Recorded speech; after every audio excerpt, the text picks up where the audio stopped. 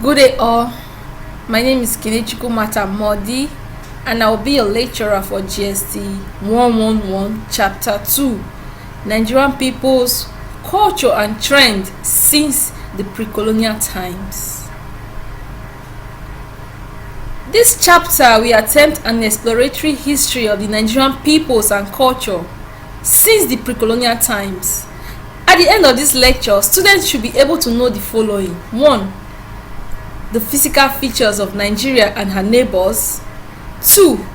The Nigerian cultures and trend over the years. 3.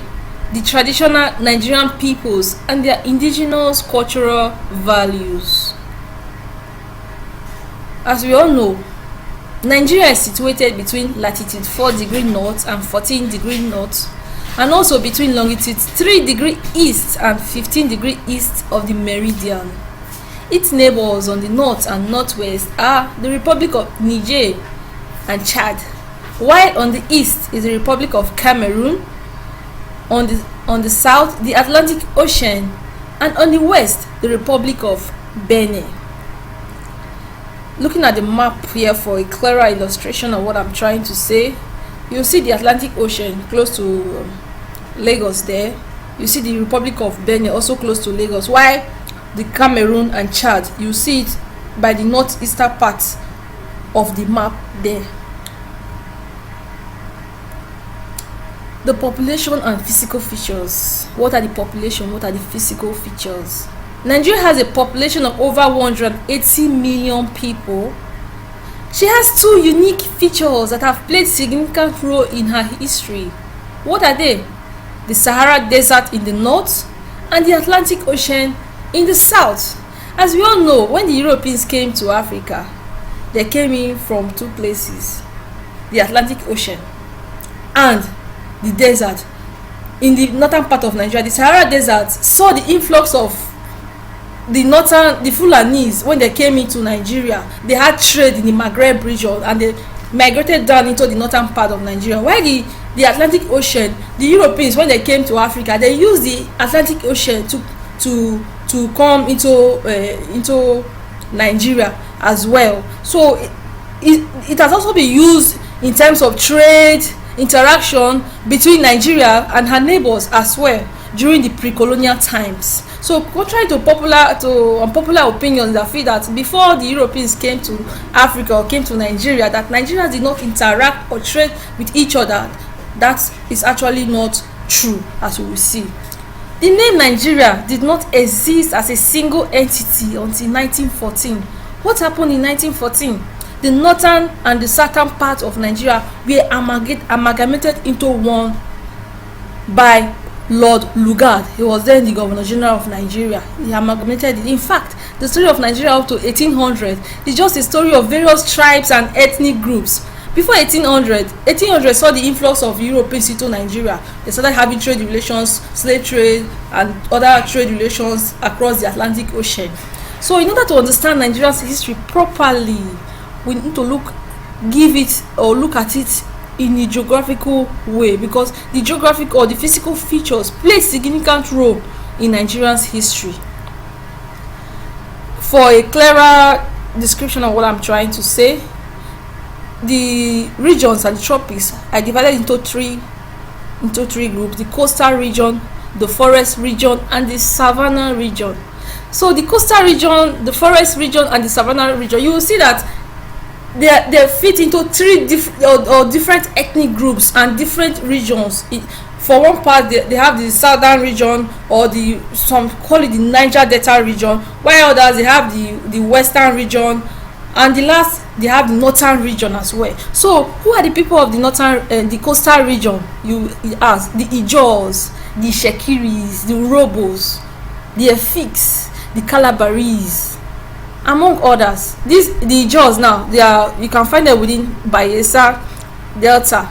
The Shekiris also within Delta, as majorly within Delta. Some can be found in some part of Ondo State, while the Urhobos, they are majorly within Delta State. The Efiks, they are Calabar, Cross River State. Some also can be found in Akwa Ibom, while the Calabarese, they are majorly found in Rivers State as well. They have others as long as they are within the Niger Delta region. They can be grouped as the people of the coastal region. While the forest region, we have the Edos, the Yorubas, and the Igbos. The savannah region, they have the Hausa and the Kanuri people. So even though Nigeria lies wholly within these tropics, they have contrasting climatic and vegetational distribution, vary from the tropical at the coast to the subtropical at the northern end of the country.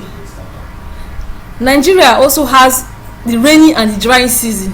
If, as you can see now, we are in the rainy season now. You see how the people of the southern part of Nigeria now, they feel the impact of this rain compared to those in the northern part of Nigeria. So also during the Harmattan time, the people in the northern part of Nigeria feel the heat of the Harmattan compared to those in the southern part of Nigeria. That is how the tropical distribution of Nigeria is. You have the mangrove swamp, the rainforest, the Guinea savanna, the Sudan savanna, and the Sahel savanna. So in order for us to understand it properly, I see also distributed it into the coastal dwellers, the forest dwellers, and the savanna dwellers. This tropical distribution has also played a very important role in the type of farming and trade that these people in this region involve themselves in. The tropical distribution of Nigeria played a major role in deciding the agriculture venture of the Nigerian people.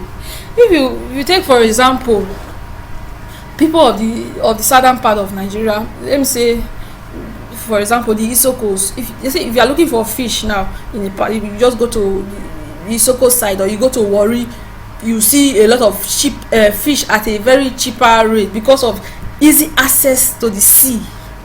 So they engage themselves in salt making and fishing.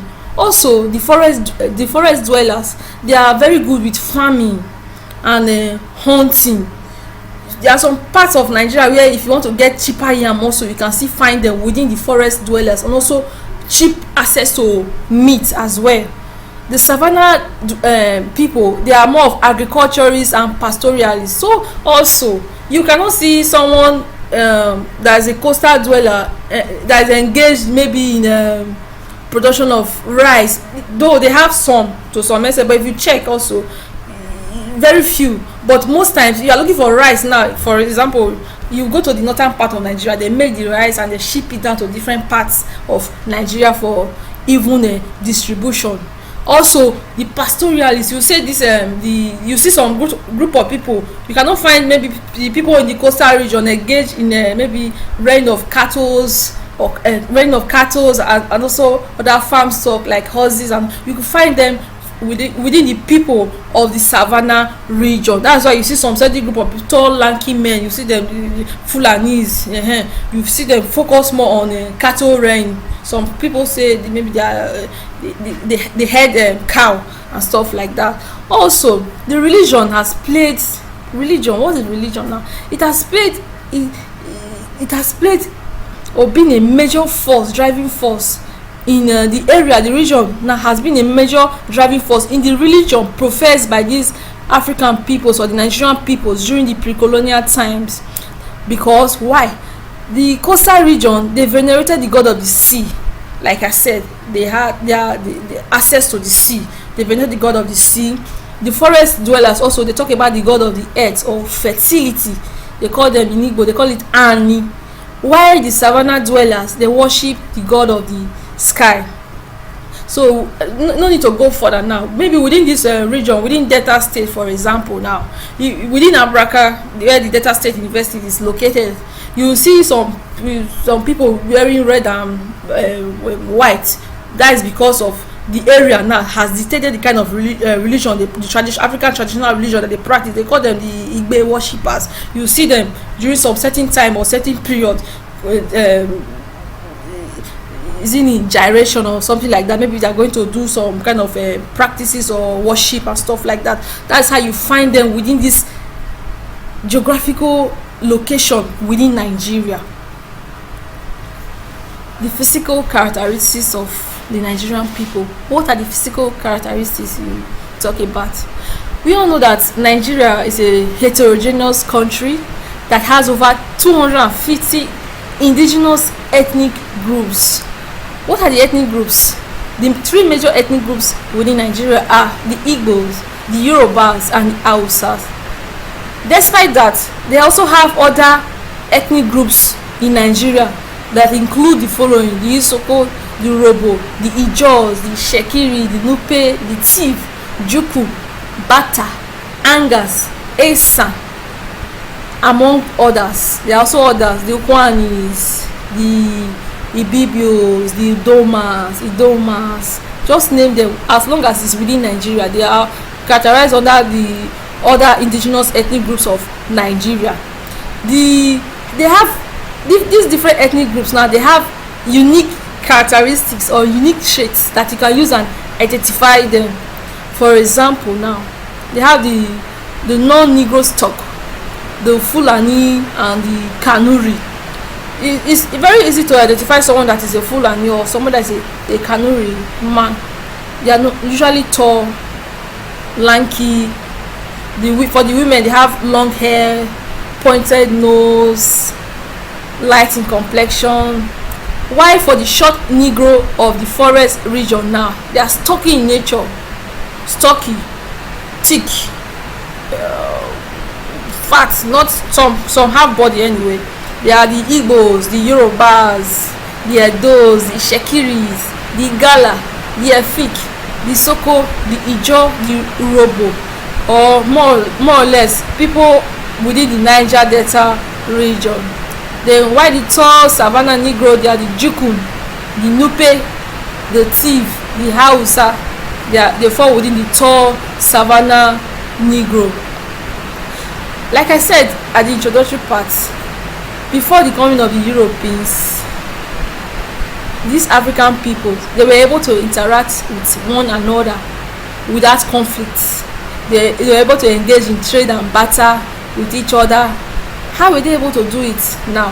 How were they able to cope during the pre-colonial time without technological equipment to help them, to aid them to aid them in farming and other production of food and cash crop?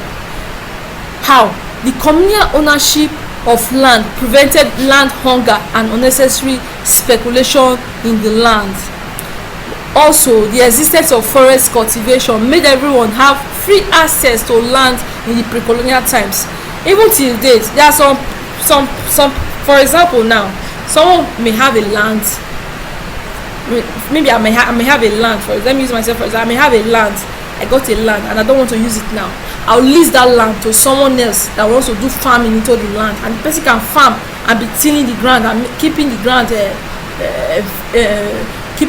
busy till I'm ready to use that land. So that's how it was practiced then. You have a land, you just meet the owner of the, okay, I want to plant this thing. This is time to plant a yam. I don't have land. Okay, I will plant this yam now. I'll give you your own commission inside and stuff like that. So that was how they were able to engage in trade during the pre-colonial times. Also, even though labor was scarce, the practice of communal land tenure provided the necessary labor force. What is the meaning now? What do you understand by that? During the pre-colonial times now, I want to harvest my crop. The individuals within the community, they collaborate together. Okay, today house A want to harvest. The people within that place will just go help the individual like that. They will farm. So the next person, they'll help each other. So at the end of the day, so there was no need. They did not see any need for the use of all those tractors and that was non-existent during the pre-colonial time. They were able to survive. The fourth one also, farmers also engage in imperfect specialization. What do we mean by that? During the pre-colonial time, you could see, for example, let me use James for example. Now James could be a farmer and also a fisherman. You see James being a carpenter, James as a carpenter, James doing something else, James as a bricklayer, James as a builder. James was engaged in different, they call it jack of all trades. He was engaged in different activities just to make ends meet. So that was how you see farmers also for farming. For example, farmer A will plant yam, also do rice, also do tomatoes, like that, vegetables, just to make ends meet during the colonial times. The state formation in pre-colonial Nigeria, the kingdoms and empires. So the pre-colonial time, the notable states during the pre-colonial times, they are the Yorubas, the Hausas and the Igbos. For according to popular opinion, the Yorubas cite their origin to Ile-Ife.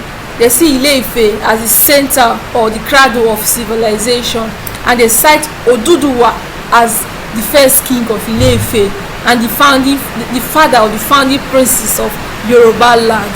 Also, Atanda and Co are of the view that other history existed before Oduduwa. He classed them into three categories for easy explanation. They are within these Yorubas now. They have the mega states, they have the mini states, and they have the cluster communities. So for the mega state, they have Oyo. Oyo was the center. They have other ones like in Ondo as well, and Owo. The other ones were mini communities. Owo was a mini community at that time. So other mini communities within that community as well. Also, the Yoruba practice what they call constitutional monarchy. He was the voice of the god. In theory, he had the final say. He was not questioned. However, in practice, they had checks and balances, like the seven chiefs, the Oyomesis, the Bashirunga, the Are Nkankafo, the Ogboni court that kept the king in check. They had checks and balances, and when the king is deemed to be very notorious, he was presented with an empty calabash. Upon presentation of the empty calabash, they will not tell him, the gods reject you, the people reject you. So the king is bound to go on exile or to commit suicide. That was during the pre-colonial times. Also, for the Hausa is one of the largest linguistic group in Africa. It cut across Nigeria to other African states. Also, they trace their origin to the Daura origin. He migrated and came to and settled in a place called Daura. Daura is located in present-day Katsina State. That's where Daura is located presently. Others also trace their origin to the Bayajida legend, a priest that came and he went to fetch water in a well and saw a snake, and he killed the snake, and the princess there married him and assimilated him into the community, and he became their leader. While Dr. Barth cites Kabagari, however, they have different contrasting opinions as to the origin of the Hausa state, but the most popular one is the Bayajida legend that we all know about. They are mostly found, the northern people now, they are mostly found in the northern part or the northeast part of Nigeria. They are also within Cameroon as well, and some parts of Chad. All these accounts claim, if you notice, they'll say that this one migrated from Israel or from Mecca. They are all eastern. They all have eastern accounts of origin of the Hausa people. While the Igbos, they are located in the eastern part of Nigeria, or you could say across the Niger, across the river Niger. After Asaba, there's a bridge that will lead you into the eastern part of Nigeria. The Igbo, they operate a non-centralized system of administration, unlike the Yorubas, they operate a centralized system. According to Professor Afikpo, he traced their origin to the Niger-Benue confluence, leading to Usuka or Kigwe Questa. Upon that also ventured into Oka and Olu in what is known as the Iri Oka area, the Iri history. So they say that they migrated from the east as well into Nigeria.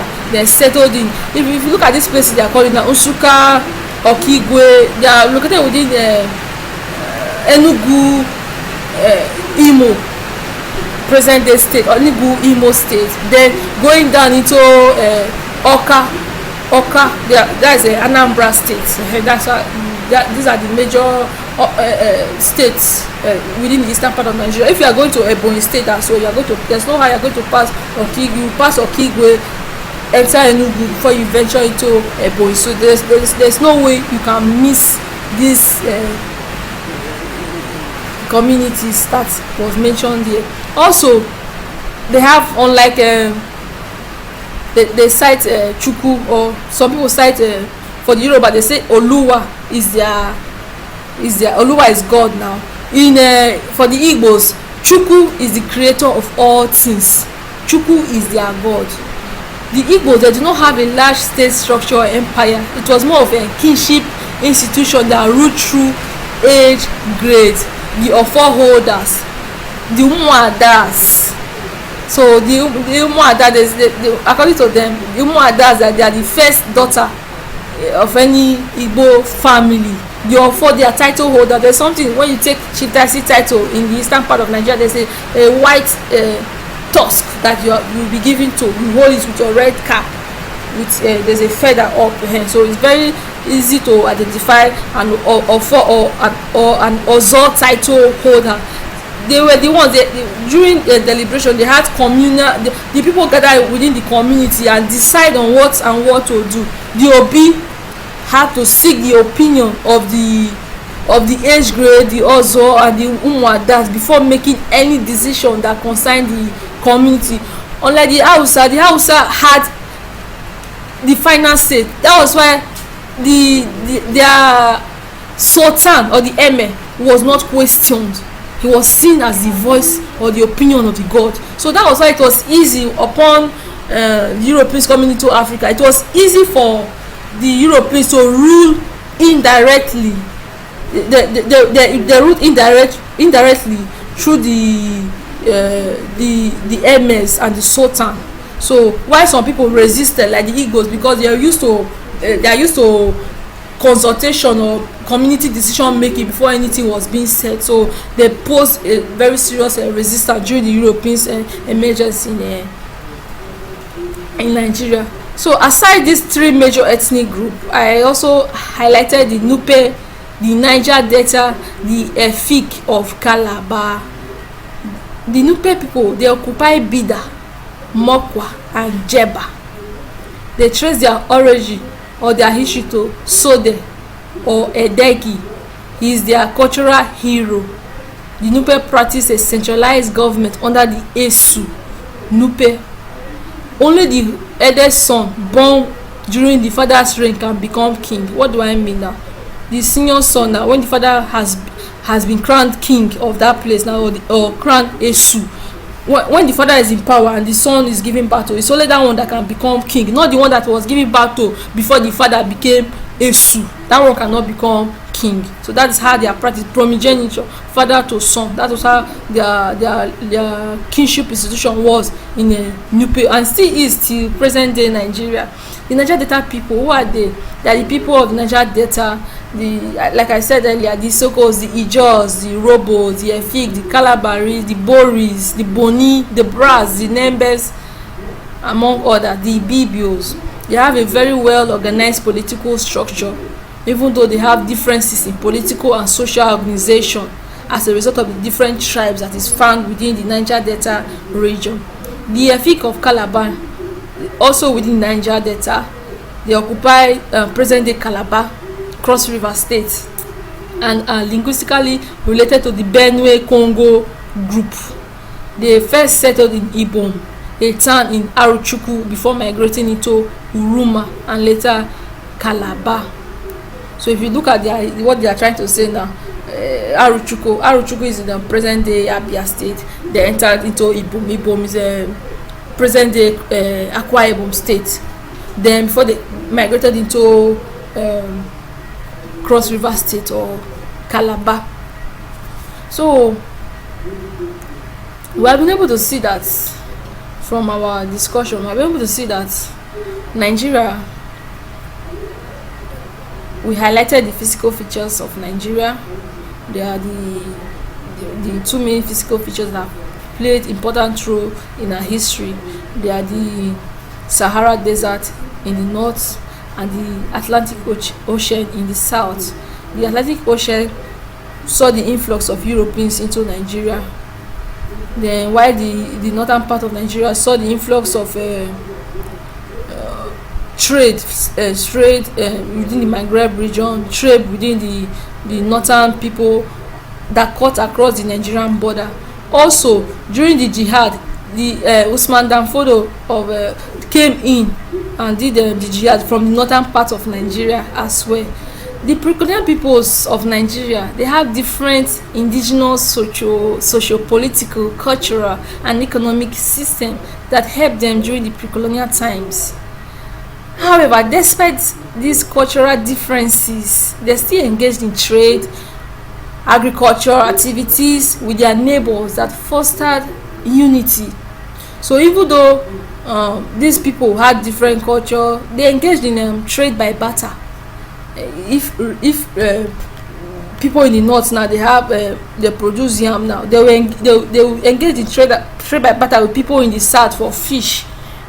Exchange. They had interaction, they intermarried as well. They have inter-tribal marriages during that time, and it's still existent to date. Also, it was easy to differentiate the different tribes as a result of the unique physical features that each of them had.